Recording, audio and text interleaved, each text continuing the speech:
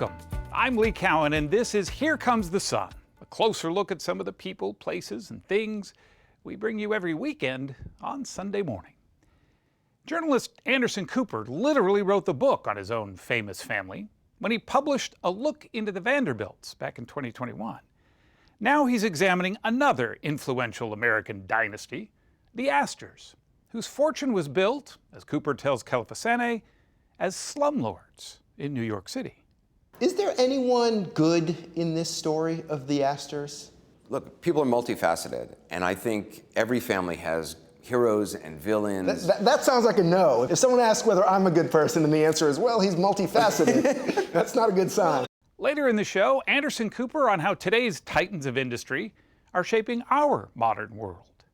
I wonder, as I read your books and think about the ways these families literally physically shape the city, and it made me wonder, are the new billionaires shaping our physical environment in the same way? I don't know if it's physical environment, but I mean, they're shaping, our certainly our social environment and our technological environment. So yeah, perhaps wisely, I'm sure they have incredible houses, but they're not putting their entire fortunes into mega mansions that will be torn down in a generation.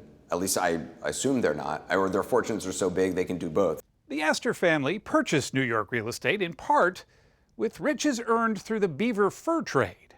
These days, beavers are valuable for a host of reasons. They're as cute as can be, for one. But the ecosystems they create also have real benefits for humans. Beavers have this great new role to play because they can help us with every environmental problem we have that's being accelerated by climate change, fire and drought and flood. That's right. It may seem counterintuitive, but beaver dams actually reduce catastrophic flooding by sending more water into the ground. That's all coming up right here on Here Comes the Sun. The Astor family once ruled New York City society, and they own a substantial slice of the city's real estate, too. Anderson Cooper traces the family's roots from their first American patriarch, a German immigrant, to the philanthropist heir who gave away almost all of their fortune. Here's Kelefa Sanneh. John Jacob Astor and then his son, for generations, they were just buying up parcels here and there and then large tracts of land further north. Astor Place in New York's Greenwich Village is named for John Jacob Astor, America's first multimillionaire. Astor died in 1848 with one regret. He wished he had bought more real estate. Yeah, there's a famous quote, had I to do it over again, I would have, put every nickel I had in New York real estate. Astor made his money through the bloody and brutal beaver fur trade. He saw the huge markups that beaver fur could get, 600, 700, 800% markups. And John Jacob Astor went out into the wilderness and started trading with indigenous populations. By 1834, his fur trading company was the largest business enterprise in the United States. It was also a ruthless business, the way he operated. Astor was astonishingly ruthless, according to Anderson Cooper's new book, co-written with historian Katherine Howe. He would screw over the traders that worked for him. They would have to buy them at marked up prices, so then their incentive was to screw over the indigenous populations who they were trading beaver pelts from. And by the next generation, you have William Astor, who owns all these buildings in New York. You refer to him as a slumlord. Yes. I mean, the Astors were slumlords, there's no doubt about it. They would rent out the land to a sub-landlord, and that sub-landlord's business was to build whatever building they wanted on that land. But within 20 years or so, the lease would be up, and anything built on that land would revert to the Astor family. So there was no incentive for any sub-landlord to keep up a building. Today, the Astor name is etched into the infrastructure of New York City. This is the Astor Place subway station, which still has a kind of an homage to the Astor family and to their origins. A lot of people probably wonder, why are there beavers here chewing on trees? And this is a reference to the creation of the Astor fortune. Beavers are adorable, but the Astors... Is there anyone good in this story of the Astors? Look, people are multifaceted, and I think every family has heroes and villains. That sounds like a no. If someone asks whether I'm a good person and the answer is, well, he's multifaceted, that's not a good sign. One of Cooper's favorite Astors wasn't originally part of the family.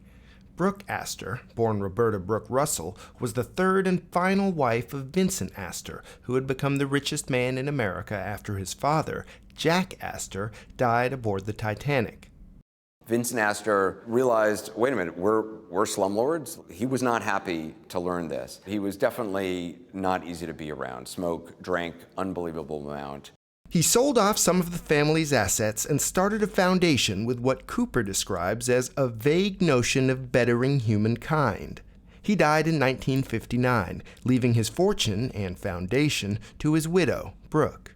In that 5.5 years of often miserable marriage, she put up with a lot, and she inherited all of Vincent Astor's money.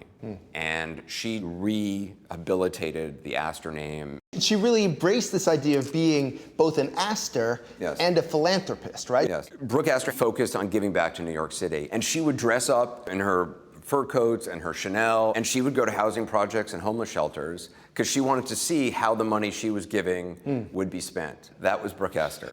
Cooper and co-author Katherine Howe at times rely heavily on a handful of sources, which has raised some questions about the diligence of their research.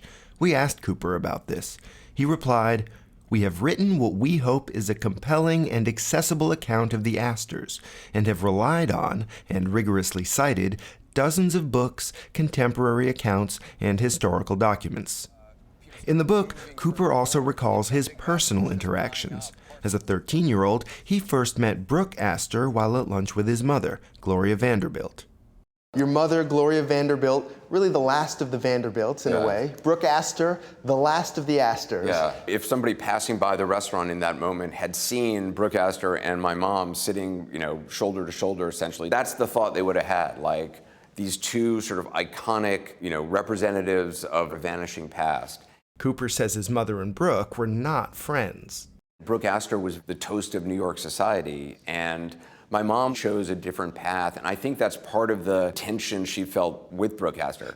Gloria, who was born a Vanderbilt, was someone Brooke probably would have wanted to befriend, a reversal from more than a century earlier, when the Astors wanted nothing to do with the Vanderbilts. The Vanderbilts were considered the nouveau riche. Commodore Vanderbilt died with $100 million, but he also was a very uncouth guy. It was the Commodore's grandchildren who set about this enterprise of breaking into New York society. That meant getting past Caroline Astor, who created and controlled New York's social register. She called it the Astor 400. Which was allegedly the 400 people who could fit in Caroline Astor's ballroom. And they created the rules for it. You had to have a French chef and French architecture. She defined it in a way that benefited her. But Cooper's great-great-aunt, Alva Vanderbilt, found a way in. She decided to throw a party the likes of which America had never seen. And Caroline Astor's daughter, Carrie, really wanted to go to this party. Finally, Caroline Astor folded to the pressure, and Mrs. Astor finally recognized the Vanderbilts. Anderson Cooper says he always knew there would be no Vanderbilt money left for his inheritance. He swears that was fine with him. Inheriting wealth never ends well, he says. Brooke Astor spent her final years struggling with her son from a previous marriage, Tony Marshall. When Brooke Astor decided to step back from the foundation because of Alzheimer's, she decided not to give it to Tony. Basically telling him, one day, none of this will be yours. Yes. And yet, as Brooke Astor's mental faculties declined, her working relationship with her son became suspiciously close. Tony was accused, ultimately, of stealing money from his mom, doing things without her knowledge. He's eventually convicted of theft. He stood trial. He was convicted. This era of these great families kind of comes to an end. But of course, we have our Elon Musks and our Zuckerbergs. How do our plutocrats measure up to these older American plutocrats? The histories have yet to be written about the mega wealthy people today and what the impact of their fortunes will be on subsequent generations and their families. Will the lessons of these other families be learned? I would recommend they read these books. Up next, an exclusive excerpt from our chat with Anderson Cooper, something you can only see right here on CBS News Streaming. Stay with us. She basically looked right through me, and she almost was going to smile when she heard her name. And then she looked at me and realized there was no need to, because I was sort of nobody. As promised, here's more from Kelefa Sanneh and Anderson Cooper. Tell me about the first time you met Brooke Astor. I met Brooke Astor when I was 13 for the first time. I was in a restaurant called Mortimer's, which in New York in the early 80s, Mortimer's was like the see and be seen society restaurant. It was nothing to speak of. It was 2 small rooms. It was a very New York Upper East Side society restaurant. And one day, a little old lady in a big fur coat comes in, and I sort of recognized her. I'd seen some pictures of her in papers. She came by the table and she said something to my mom, and my brother and I stood up and we both shook her hand, and that was the first time I met Brooke Astor. And I knew right away my mom didn't like her. I could always just tell. I was like a student of my mom. She was a really interesting character, but I knew my mom didn't like her, so the conversation was short. But Brooke Astor was like seated right next to us. But after lunch, I asked my mom, what's up with Brooke Astor? Or I said, like, why don't you like her? I was like, I could tell you didn't like her. Why don't you like her? And all my mom would say was, she just never grabbed me. Which for my mom, it meant a lot. But my mom never would say bad things about people. She would just say oh yeah, she didn't grab me. Do you like her more now, having written this book, than you did when you ran into her at that restaurant? It's interesting. So I ran into her when I was 13 for the first time. A couple years later, I worked in that restaurant. I worked as a waiter in the restaurant one summer. And there was a moment I had another encounter with her where we were passing by each other in the restaurant. I was working. I was a terrible waiter. I was all sweating. And I said, oh, hi, Mrs. Astor. And she looked at me for a second, and our eyes met, and she clearly didn't remember. I'd met her by then several times as a kid with my mom. But she looked at me, and I was dressed in my waiter outfit, and she basically looked right through me. And she almost was going to smile when she heard her name. And then she looked at me and realized there was no need to, because I was sort of nobody. Right. And she just kept on walking. And maybe she was having a bad day, and I don't hold it against her. But for me at the time, when I was probably, 17 years old at the time, it was a really interesting experience to have. And I didn't view it as a judgment on her, but I just thought it taught me something. I wonder, as I read your books and think about the ways these families literally physically shape the city. And it made me wonder, are the new billionaires shaping our physical environment in the same way? I don't know if it's physical environment, but they're shaping, our certainly our social environment and our technological environment. So yeah, perhaps wisely, I'm sure they have incredible houses, but they're not putting their entire fortunes into mega mansions that will be torn down in a generation. At least I assume they're not, or their fortunes are so big they can do both. They can have huge houses and do other things. It seems like the question is not so much who makes the money and what they do with it. It's what happens to the money the next generation and the generation after that and the generation after that. Did having kids change the way you think about legacy and inheritance? Yeah, it didn't change the way. First of all, having kids made me want to understand my mom's family story in a way that I never did before. Right. I thought no good could come of looking at the Vanderbilts because it has no impact on my life. I'm not inheriting any money from that. And it just seemed like, why have that as some sort of guidepost? I'd much rather look at the Coopers, and that seems like a more hard scrabble. That seems a more sensible guidepost to have. But when I had kids, I wanted to figure out what would I tell my kids about where they come from and who their great-great-grandparents were, and what would I say about this strange history? And so unless I could understand it myself, I didn't know what I would tell my kids. But I think for all of us, looking at the past, looking at the arc of American history through these families, I think it's an important thing. It gives us a sense of our own families and the cycles we see in our own families. This is clearly playing out in a very public way with the Astors or the Vanderbilts. But it is a story of an American family or an American fortune. And you see your own relatives in these people. You're like, oh yeah, it's the crazy uncle. That's that guy. Or it's the conniving guy, or whatever it is. And I find that really interesting. Up next, meet the eager beavers.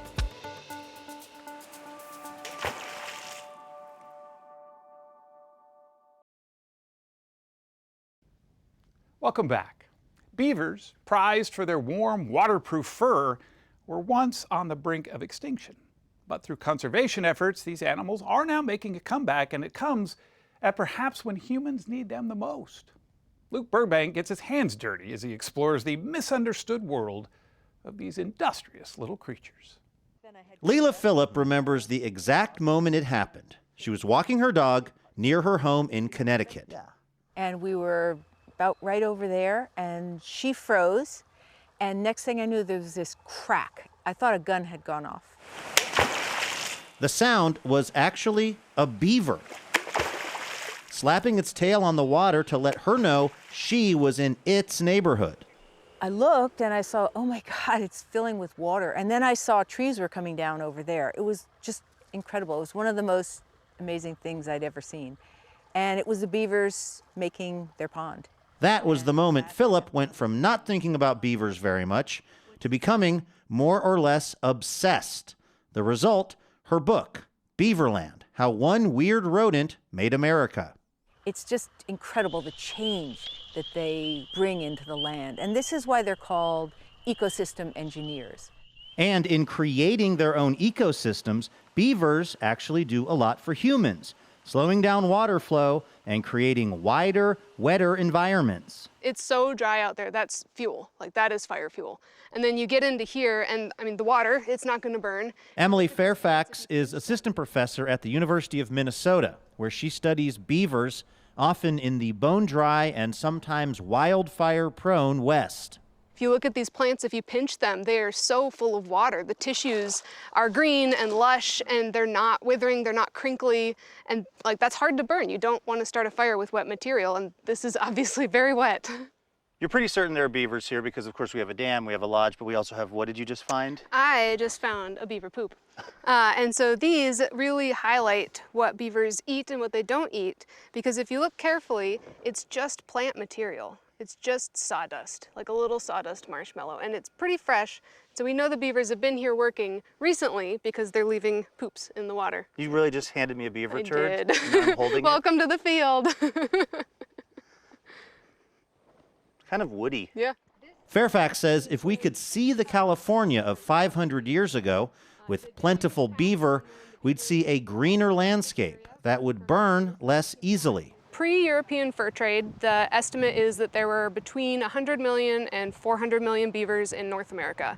And for perspective, that's like about a beaver per kilometer of habitable stream. And that's like squirrels. They were everywhere.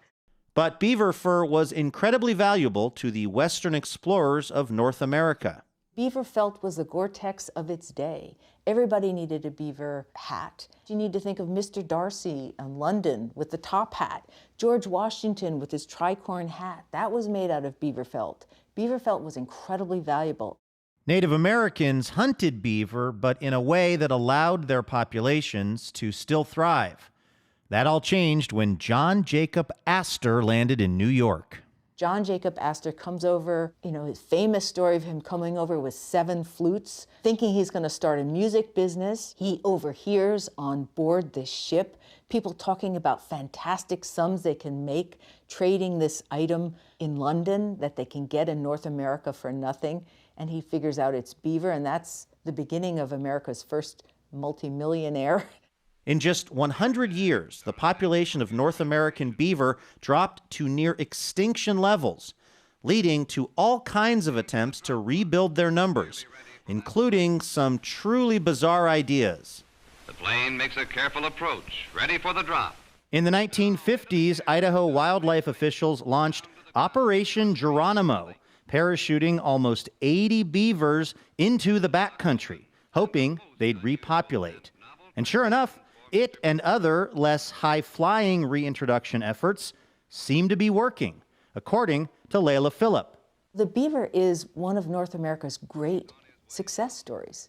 They're a conservation comeback story, and that's why we have beavers now. And beavers have this great new role to play because they can help us with every environmental problem we have that's being accelerated by climate change, fire and drought and flood. That's right. It may seem counterintuitive, but beaver dams actually reduce catastrophic flooding by sending more water into the ground. Still, of course, not everyone loves a beaver pond springing up on their property or near their kids' baseball field, but there are non-lethal ways to coexist with our furry neighbors, says Phillip, like something called a pond leveler.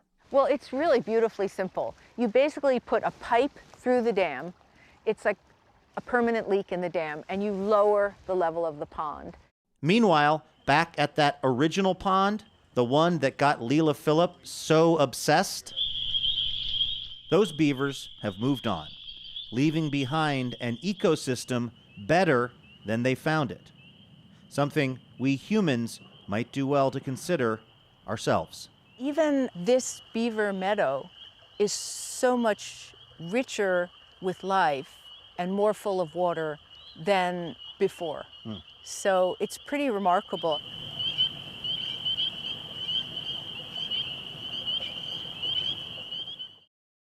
I'm Lee Cowan. Thanks for joining us. We'll see you right here next time on Here Comes the Sun.